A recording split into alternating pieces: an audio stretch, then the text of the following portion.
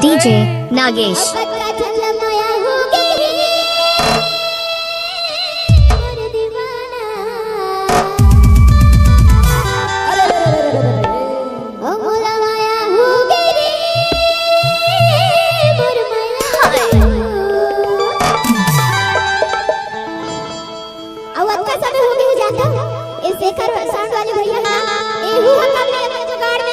DJ Nagesh नहीं तो जुगाड़ में कोई कम नहीं है।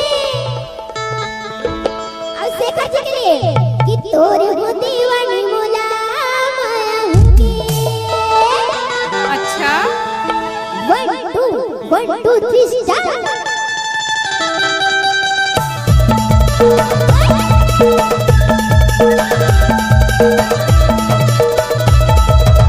डीजे नागेश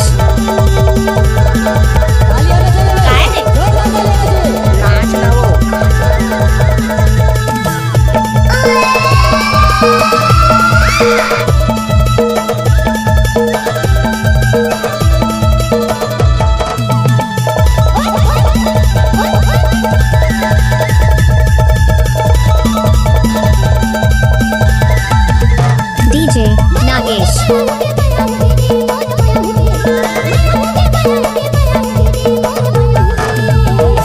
अच्छा मोला माया होगी रे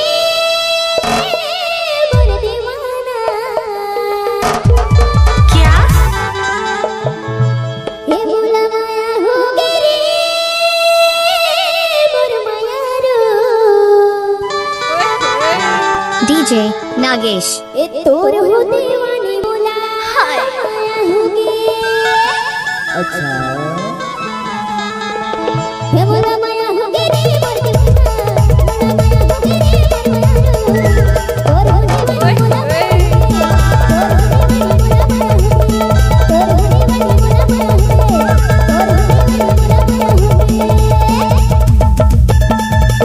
डीजे नागेश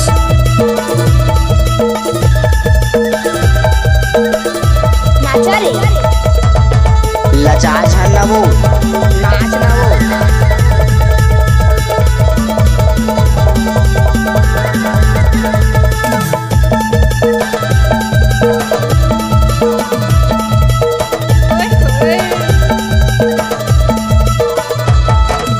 डीजे नागेश